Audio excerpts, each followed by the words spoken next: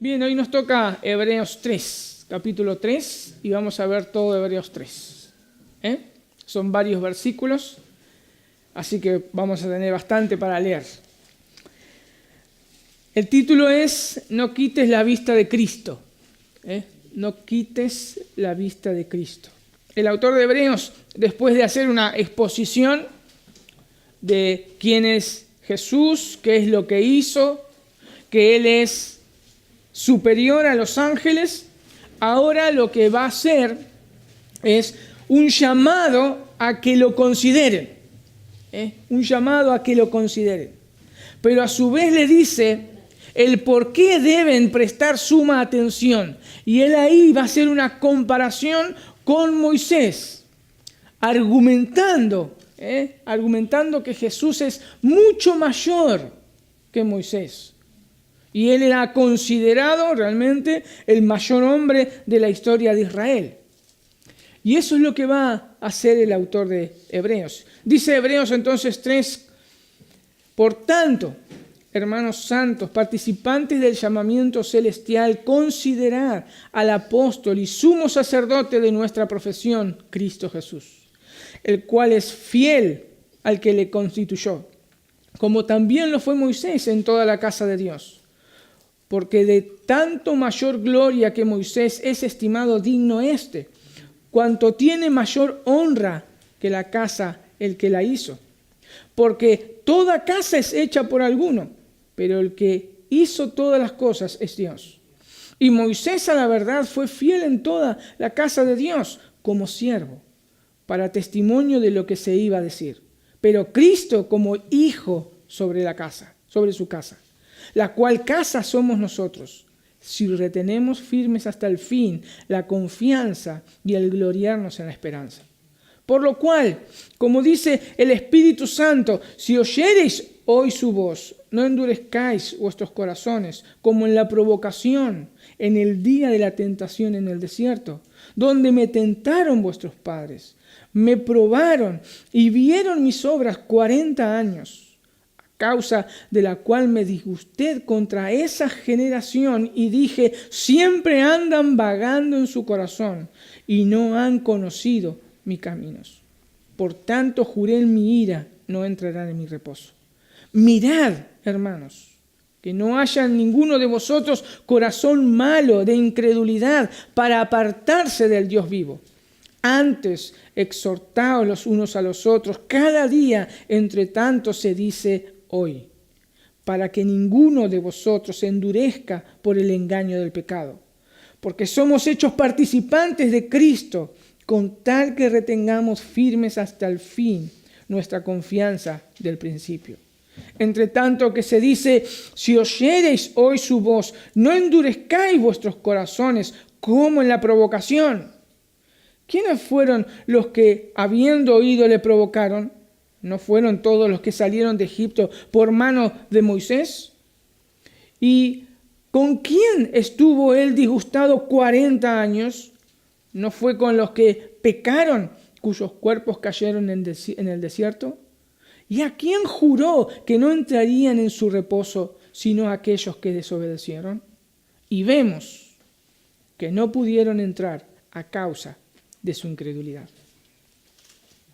Lo primero que podemos notar en el pasaje es que el autor da ciertas características de estas personas que están leyendo la carta.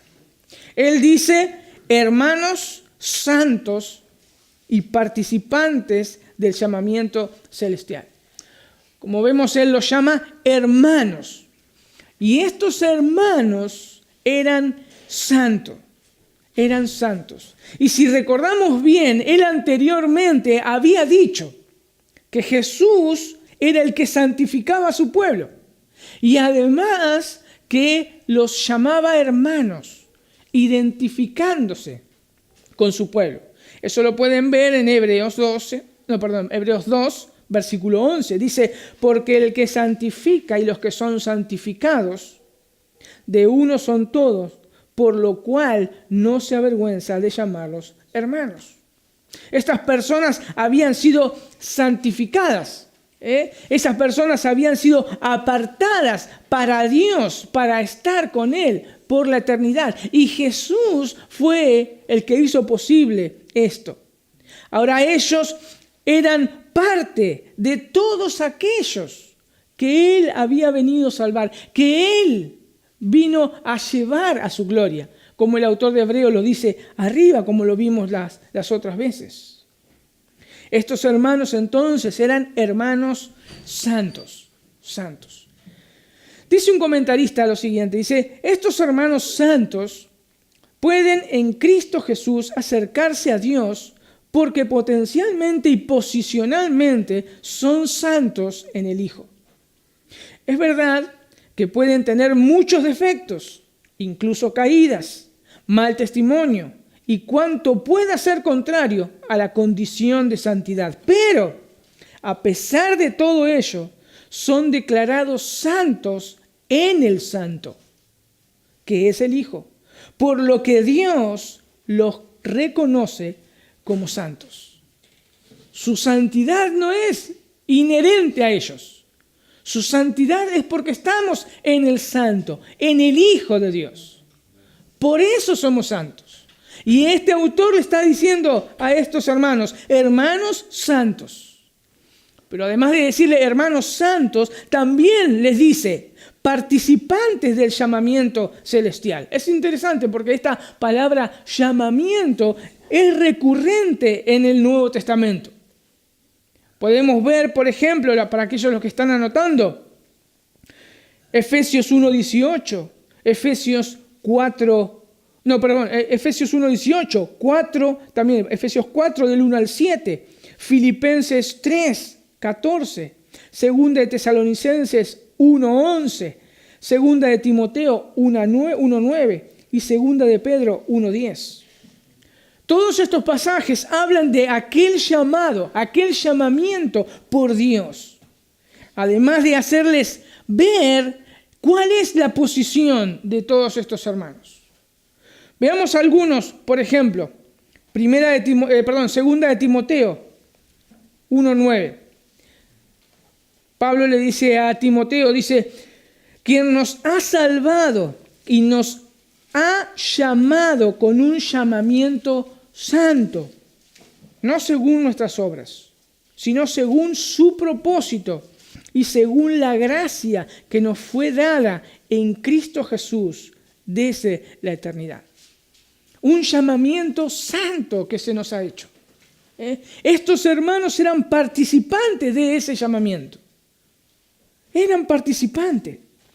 Este llamamiento podemos ver que procede del Padre. Ningún pecador puede llegar al Cristo si el Padre no lo lleva a Él.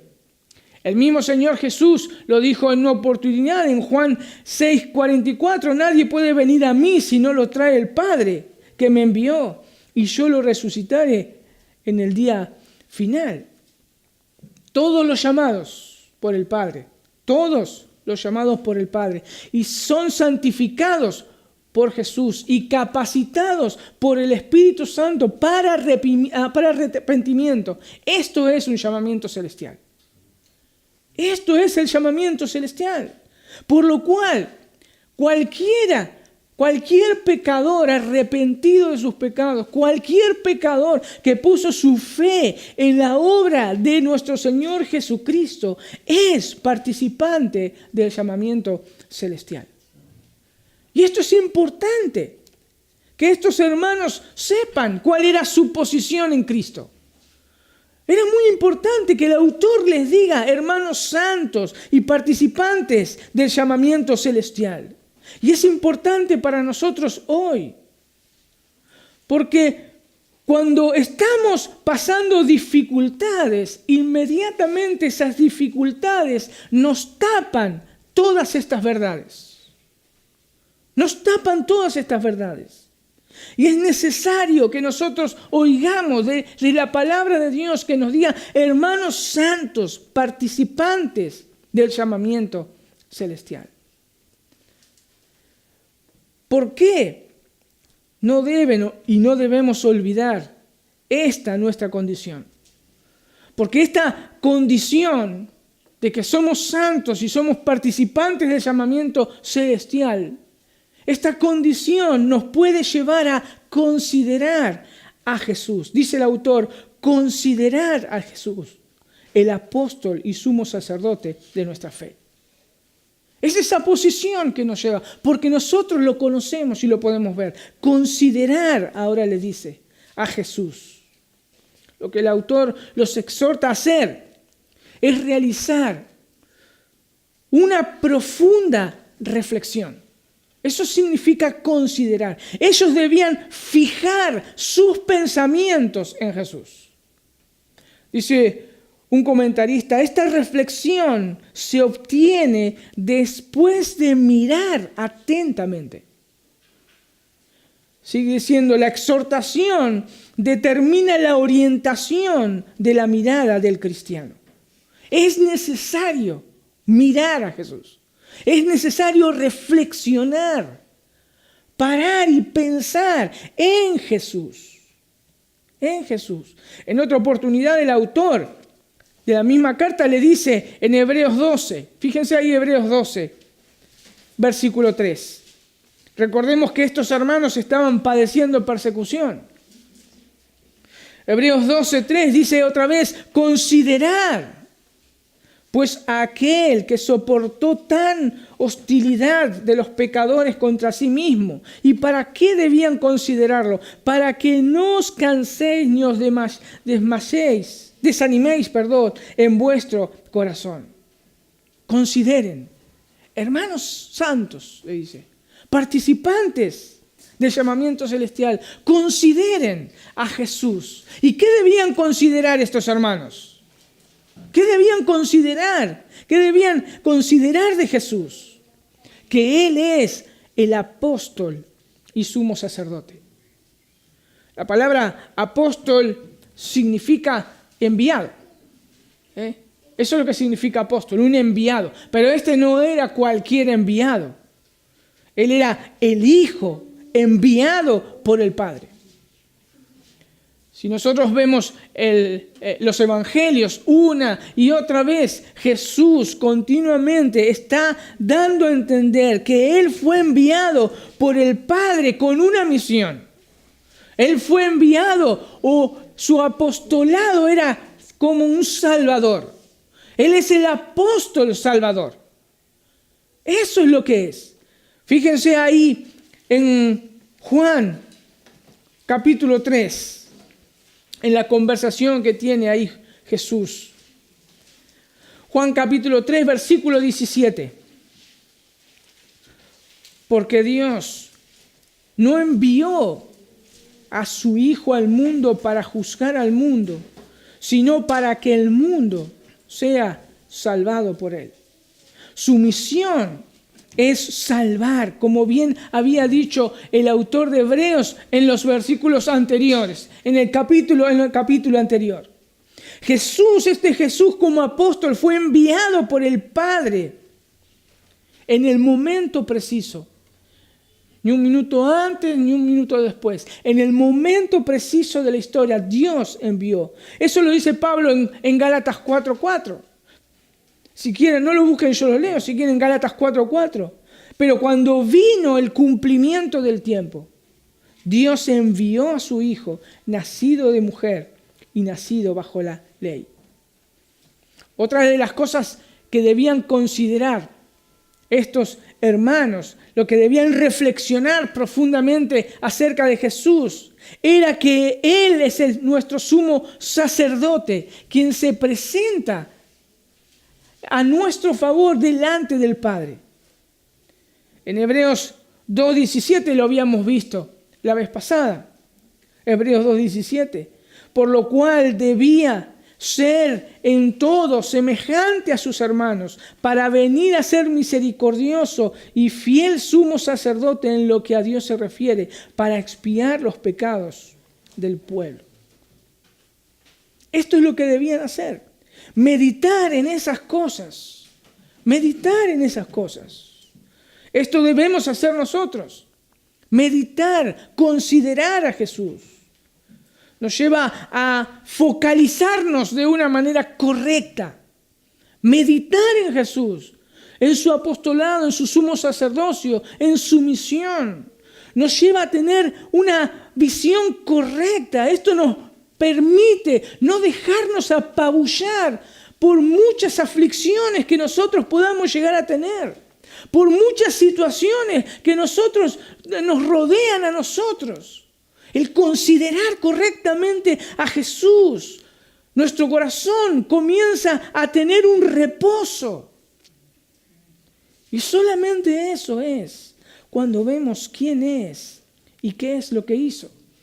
Y esto lo que le estaba llamando la atención a estos hermanos. Los llamaba a considerar al Señor Jesús. Pero una vez dado el mandato que debían estar constantemente, porque es constantemente debemos considerar y meditar en la obra y en la persona de Jesús, el autor de Hebreos debía mostrarles a estos hermanos que Moisés, quien consideraban una de las figuras más prominentes de la historia de Israel, era menor que Jesús. Así como lo hizo en el capítulo 1 y capítulo 2 acerca de los ángeles. Jesús es mayor que los ángeles. Bien, ahora el autor de Hebreos tenía que argumentar que Moisés no era mayor que el Señor Jesús. Dice el versículo 2 de Hebreos 3, el cual fue fiel al que le designó, como también lo fue Moisés en toda la casa de Dios. Porque él ha sido considerado digno de más gloria que Moisés, así como el constructor de la casa tiene más honra que la casa, porque toda casa es hecha por alguno, pero el que hace todas las cosas es Dios. Y Moisés fue fiel en la casa de Dios como siervo, para testimonio de lo que se había de decir más tarde. Pero Cristo fue fiel como hijo sobre la casa de Dios, cuya casa somos nosotros, si retenemos firmes hasta el fin nuestra confianza y la gloria de nuestra esperanza. Lo leí en la Biblia de las Américas. Lo primero que nosotros debemos notar es que la comparación gira en torno de la casa de Dios. La comparación no gira en la fidelidad de ambos. Acá el autor de Hebreos no considera la fidelidad de ambos, porque ambos son hallados por Dios fiel. Fíjense nuevamente el versículo 2. El cual fue fiel, hablando de Jesús, al que le designó. ¿Cómo? También lo fue Moisés en toda la casa de Dios. Ambos fueron hallados fiel. Pero para entender nosotros un poco mejor debemos preguntarnos de qué casa de Dios está hablando. Bien, hay dos posibles interpretaciones. Cuando habla de Moisés, se está refiriendo al servicio al tabernáculo, dice uno. ¿Dicen alguno eso? Que la casa de Dios era el servicio que Moisés había prestado en el tabernáculo. La otra interpretación, la cual yo concuerdo más, está refiriéndose al pueblo de Israel, a la asamblea en el desierto, a la iglesia del Antiguo Testamento, al pueblo de Dios. Lo que el autor les muestra es que Moisés fue fiel en el servicio al pueblo, como siervo.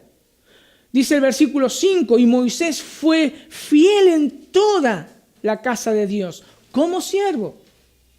Como siervo. Y es interesante porque la palabra siervo, acá inmediatamente nosotros podemos decir que es doulos, que es esclavo. Pero esta palabra significa que es alguien puesto para servir, para sanar, como un asistente. Era una persona libre a quien se le daba este privilegio de servir a alguien. Y esto es lo que Moisés era. Se le había dado el privilegio de servir al pueblo de Dios. Y Moisés fue verdaderamente fiel. en eso. Y nadie lo puede negar. Pero lo que él hacía era para testimonio de lo que se había de decir o para el testimonio de lo que había de venir. En cambio, Jesús, quien es Cristo, quien es el Cristo, fue considerado digno de más gloria por Dios, según el versículo 3. Ahora, ¿por qué Jesús es considerado más digno de gloria que Moisés? Si ambos eran hallados fieles, porque Él está como hijo sobre la casa de Dios. La dignidad de Jesús, el autor la va a empezar a comparar entre un constructor y el edificio. Fíjense el versículo 3 y 4. La segunda parte dice, así como el constructor de la casa tiene más honra que la casa, porque toda casa es hecha por alguno, pero el que hace todas las cosas es Dios.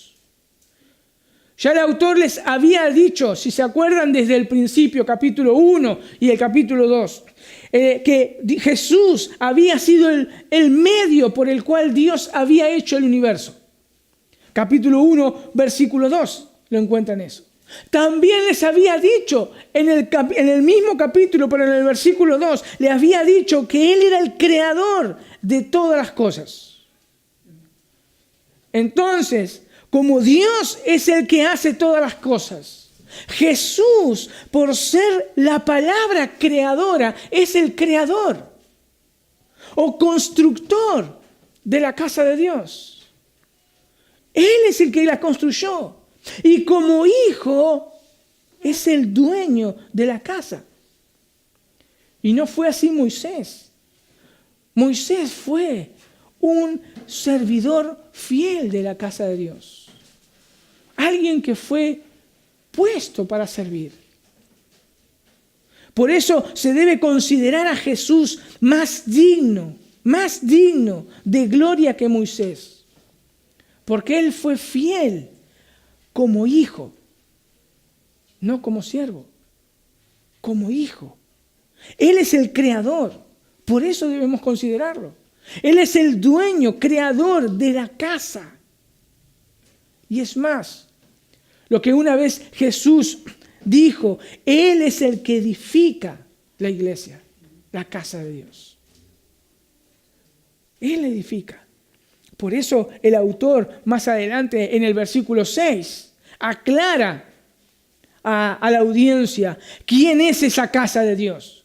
Dice él, cuya casa somos nosotros. Notemos que ahora el autor se está poniendo en primera persona y se hace partícipe ahora con sus oyentes. Él está diciendo, miren, la casa de Dios, la que Jesús está sobre ella, sobre nosotros, somos nosotros, les dice. Somos nosotros, poniéndose a la misma altura que sus hermanos. Somos nosotros. Y esta no es la primera vez que se usa metafóricamente casa con la iglesia. Eso lo pueden ver en varias referencias. Primera de Corintios, no lo vamos a leer todos. Primera de Corintios 3:16. También en Primera de Corintios 6:9. Segunda de Corintios 6:16. Primera de Pedro 2:5. Y Primera de Timoteo 3:15. Veamos, aunque sea uno de esos versículos. Primera de Pedro 2:5. Primera de Pedro 2:5 habla acerca también de la casa. Vosotros también, dice, como piedras vivas, hablándoles a sus oyentes, sed edificados como casa espiritual y sacerdocio santo, para ofrecer sacrificios espirituales aceptables a Dios por medio de Jesucristo. Veamos otro más, Primera de Timoteo 3:15. Pablo hablándole y dando instrucciones a Timoteo. Primera de Timoteo 3:15 dice, para que si tardo sepas cómo debes conducirte en la casa de Dios, que es la iglesia del Dios viviente, columna y baluarte de la verdad. Y Jesús fue fiel en cumplir la misión del Padre. Fue fiel. Él es el Hijo Redentor sobre la casa de Dios. Él es el Hijo Redentor. Así como Moisés fue fiel cuando fue enviado a rescatar al pueblo de Israel de la esclavitud de Egipto y guiarlos por el desierto y después darle los mandamientos para que este pueblo pueda vivir de acuerdo a ellos. Este pueblo, a quien el autor llama hermanos santos, pueden estar mucho más seguros, porque Dios quedó satisfecho con la obra de su Hijo Jesús a favor de aquellos que Él vino a salvar. Este Redentor fue fiel. Nos rescató de la esclavitud del pecado y de Satanás. Él nos rescató. Como bien lo dijo el autor en el capítulo 2, versículo 14 al 15. Por esa razón podemos estar seguros que así como este Hijo fiel sobre la casa de Dios nos rescata, nos conducirá y nos dirigirá hasta llegar al reposo eterno. Él es fiel. Jesús es fiel sobre la casa de Dios, porque Él es el constructor, además de ser su Salvador. Pero el autor hace una aclaración que debían y debemos, obviamente, prestar atención. Dice el versículo 6, la segunda parte.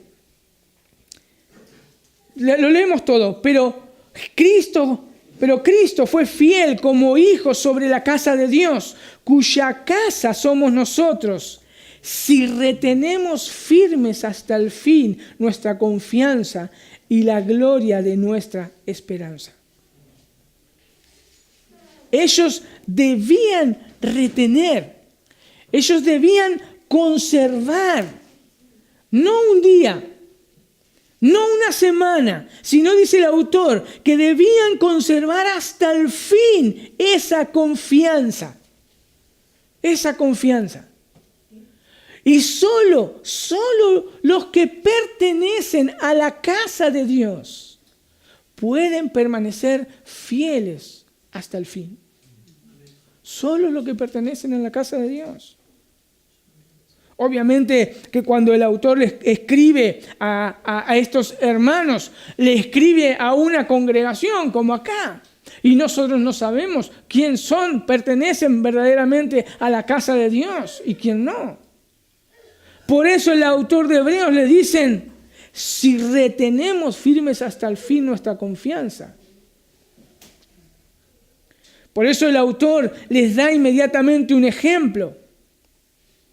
Aquel pueblo que salió por mano de Moisés, fíjense el versículo 7, para que estos hermanos presten suma atención cómo se debían conducir. Dice el versículo 7, por lo cual, como dice el Espíritu Santo, si oyereis hoy su voz, no endurezcáis vuestros corazones, como en la provocación, en el día de la tentación en el desierto, donde me tentaron vuestros padres, me probaron y vieron mis obras 40 años, a causa de la cual me disgusté contra esa generación y dije, siempre andan vagando en su corazón y no han conocido mis caminos. Por tanto, juré en mi ira, no entrarán en mi reposo. Mirad, hermanos, que no haya en ninguno de vosotros corazón malo de incredulidad para apartarse del Dios vivo. Todos los israelitas marcharon junto a Moisés, su Redentor. Todos, pero muchos cayeron en el desierto muertos y nunca entraron en el reposo de Dios. ¿Por qué? Porque no escucharon la voz de Dios. ¿Y por qué no escucharon la voz de Dios? Porque su corazón estaba duro por el pecado. Porque su corazón estaba duro por el pecado. No confiaron en el Señor. Él les había enviado un libertador para sacarlos con el poder de Dios de 400 años de esclavitud. Y ese mismo Redentor los iba a llevar hasta la tierra prometida. Pero ellos tentaron a Dios. Lo tentaron. Ellos deseaban en su corazón volver a Egipto. Ellos no ponían su confianza en el Señor, que tenía una tierra mejor. Ellos tentaron a Dios. Ellos demostraron que su corazón estaba lejos de Dios cuando las dificultades en el desierto aparecían. Porque su corazón se desviaba y no querían escuchar la voz de Dios. De la misma manera pasaba cuando Jesús estuvo y hablaba con el pueblo judío. Fíjense ahí en Mateo 13, versículo 15. Él les tuvo que decir esto a este pueblo. Mateo 13, 15. Porque el corazón de este pueblo se ha engrosado. Y con los oídos oyen pesadamente y han cerrado sus ojos para que no vean con los ojos y oigan con los oídos y con el corazón entiendan y se conviertan y yo los sano. El autor les está diciendo a esta congregación, ojo, tengan cuidado, estén alertas. Como dice la versión de las Américas, tened cuidado, hermanos. ¿Y de quién deben tener cuidado? De nuestro propio corazón. Del corazón tenían que tener cuidado. Tenemos que tener cuidado de nuestro propio corazón, porque es el que nos puede hacer desviar del Dios vivo. Es el que nos puede hacer desviar. Por eso es interesante que el autor 3 veces en este capítulo habla acerca de escuchar la voz de Dios. En el versículo 7, en el versículo 13 y en el versículo 15. ¿Y cuándo debían escuchar la voz de Dios? 3 veces dice, hoy, hoy, hoy. Deben escuchar la voz de Dios. Hoy. No mañana. Hoy. Inmediatamente el autor, después de darle esta advertencia, les da instrucciones para que la implementen en la congregación y se preocupen por el estado de cada hermano, para que no caigan en el camino y escuchen la voz de Dios. Fíjese el versículo 13. Antes, dice, exhortaos los unos a los otros cada día. Cada día. Esta es la manera, hermanos, esta es la manera de amarnos los unos a los otros. Es alentarnos, es reprendernos, es a veces rogarnos. Aunque muchas veces parezca duro lo que nos dicen, o muchas veces parecen que son insensibles lo que nos dicen, aunque muchas veces la amonestación parezca que no tenga nada de compasión, pero esto se trata de una urgencia. De una urgencia. Mi hermano cuando me dice algo es porque me está amando, aunque me duela, porque esto es urgente, porque ningún hermano quiere que nos quedemos en el camino, sino quieren que caminemos hasta el fin. Y esto es lo que esto es lo que los hermanos debían hacer, y esto es lo que nosotros debemos hacer. El versículo dice, cada día. Exhórtense cada día, aliéntense cada día, amonéstense cada día, preocúpense cada día, mientras todavía se dice hoy. Mientras todavía se dice hoy. Este peregrinar, el cual Cristo nos llama muchas veces, trae muchas dificultades, muchísimas dificultades y dolor. Por eso exige que nos exhortemos unos a otros, para no desviarnos del Dios vivo y verdadero. Por eso escucha la voz de Dios hoy. Hoy. ¿Y saben qué, mis hermanos? Que esa voz es escuchada por el hermano que te exhorta. Escucha la voz de Dios hoy. No sea que no seas participante del llamamiento celestial. Participantes de Cristo y no entres en el reposo final. Escucha la voz de Dios hoy por medio de la exhortación de tu hermano, porque no quiere que caigas. Y nuevamente el autor termina trayéndoles otra vez a la memoria el ejemplo de Israel y ahora se los explica. Versículo 15. En cuanto se dice otra vez, fíjense, si oís hoy su voz, no endurezcáis vuestros corazones como en la provocación. Porque ¿quiénes habiendo oído le provocaron?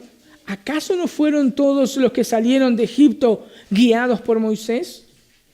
¿Y con quiénes se disgustó 40 años? ¿No fue con aquellos que pecaron, cuyos cuerpos cayeron en el desierto? ¿Y a quiénes juró que no entrarán en su reposo, sino a los que fueron desobedientes? Vemos, pues, que no pudieron entrar a causa de su incredulidad. Este pueblo que salió de la esclavitud de Egipto por mano de Moisés, porque su corazón estaba endurecido al no querer escuchar la voz de Dios, muchos muertos quedaron en el desierto sin disfrutar la tierra prometida. ¿Cuánto más nosotros, hermanos?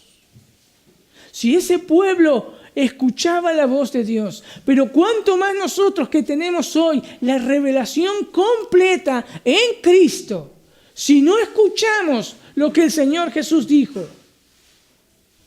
¡Qué responsabilidad! ¡Qué responsabilidad! En conclusión, ¿qué podemos aplicar para nuestras vidas hoy? Como decíamos, debemos considerar a Jesús. Meditar profundamente todos los días acerca de su vida, acerca de su misión, acerca de su obra expiatoria por nuestros pecados. Él fue fiel. Él fue fiel al que lo envió a su Padre y Él fue fiel hasta la muerte. Y Dios lo resucitó y lo puso como cabeza de su iglesia. Debemos meditar cada día en eso. Debemos meditar también que Cristo es nuestro sumo sacerdote. Cuando nosotros nos sintamos apabullados por nuestras aflicciones, Él está intercediendo cada día por nosotros. Él intercede por nuestras debilidades. Él está intercediendo por frente a nuestro Padre. Debemos meditar en su sumo sacerdocio. No debemos dejar que nuestra mente comience a divagar por cualquier cosa, por cualquier problema que nosotros tengamos, aunque sean legítimos, aunque sean grandísimos. No podemos permitir que nuestra mente nos apabulle y nos nuble todas estas verdades y nuestro corazón comience a desviarse nuestra mirada del Señor Jesús. Debemos considerar a Cristo, mirarlo a Él. A través de toda su palabra podemos mirarlo a Él. Y esta es nuestra tarea. Considerarlo. Otra de las cosas es escuchar a los hermanos, aunque no nos gusten lo que nos dicen. Ellos no quieren que nuestro corazón se desvíe del Dios vivo.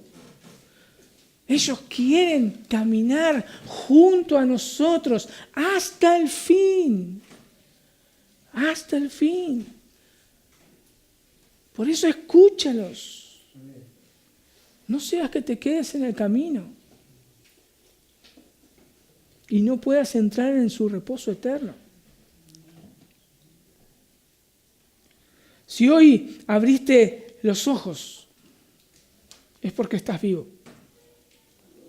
Y si estás vivo, es porque Dios tuvo misericordia